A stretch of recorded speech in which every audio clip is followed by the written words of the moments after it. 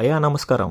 అందరూ చూస్తున్నారు కానీ సబ్స్క్రైబ్ ఎవరు చేయట్లేదు. సబ్స్క్రైబ్ చేయండి. ఛానల్లో కంటెంట్ చూడండి. వీడియోస్ నచ్చితేనే సబ్స్క్రైబ్ చేయండి. Here is movie of Kanyakumari. ఆహాలో స్ట్రీమ్ అవుతుంది తెలుగు మూవీ చూసాక నా ఫస్ట్ ఫీలింగ్ బాగుంది, కొంచెం ఇంట్రెస్టింగ్ అనిపించింది. కానీ చాలా మిస్టేక్స్ ఉన్నాయి, దాని గురించి కూడా మనం డిస్కస్ చేసుకుందాం. సో స్టోరీ ప్లాట్ ఏంటంటే, ఇది శ్రీకాకుళంలో జరుగుతుంది స్టోరీ అంతా. ఇది కన్యాకుమారి అనే అమ్మాయి కదా, చిన్నప్పటి నుంచి బాగా చదువుతూ కానీ వాళ్ళ ఫ్యామిలీ పరిస్థితుల వల్ల తనకి ఎప్పుడు సపోర్ట్ లభించదు. కాకపోతే ఎప్పటికైనా తను ఒక సాఫ్ట్వేర్ ఎంప్లాయీగా ఉండాలని తన కల. కట్ చేస్తే హీరో తిరుపతి చదువు మానేసి ఓన్లీ ఫార్మింగే చేస్తుంటాడు. వ్యవసాయాన్ని నమ్ముకున్న హీరో మన కన్యాకుమారిని లవ్ చేస్తే ఏమైంది, ఇంతకీ కన్యాకుమారి తిరుపతిని ప్రేమించిందా లేదా, ఇలా సిరీస్ ఆఫ్ ఈవెంట్స్ మీద సినిమా అంతా రన్ అవుతూ ఉంటుంది. ఎప్పుడైతే మనం కొన్ని రీజనల్ మూవీస్ తీస్తామో దాంట్లో క్యారెక్టర్స్ బిహేవ్ చేసే వాళ్ళ యాక్షన్స్, బాడీ లాంగ్వేజ్, స్లాంగ్ ఇలాంటివి చాలా ఇంపార్టెంట్. ఏదో ర్యాండమ్ గా తీసాం కదా మూవీస్ అయినా పర్లేదు అనుకుంటే అంత యాప్ట్ అనిపించదు. ఎందుకంటే ఈ మూవీలో డైరెక్టర్ చూస్ చేసుకున్న లొకేషన్ వచ్చేసి శ్రీకాకుళం. సో వాళ్ళ మెంటాలిటీ గానీ, వాళ్ళ యాక్షన్స్, వాళ్ళ తినే ఫుడ్ కొంచెం ఇంకొంచెం ఇన్డెప్త్ గా ఫోకస్ చేస్తుంటే కొంచెమైనా బాగుండేది. క్యారెక్టర్స్ మీద ఇంకొంచెం ప్లే అయ్యేది,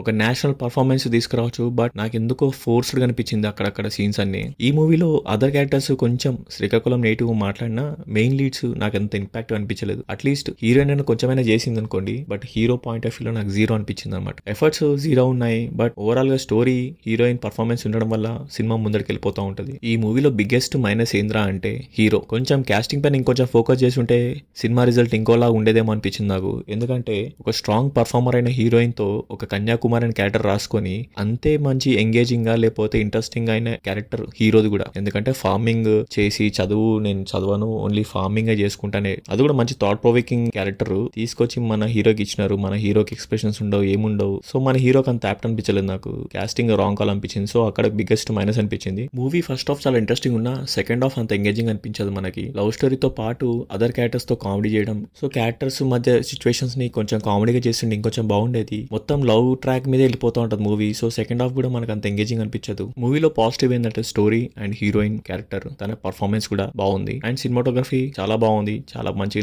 నీట్ గా పిక్చరేషన్ చేశాను అనిపించింది. ఓవరాల్ గా ఓటీటీలో వన్ టైం వాచబుల్ మూవీ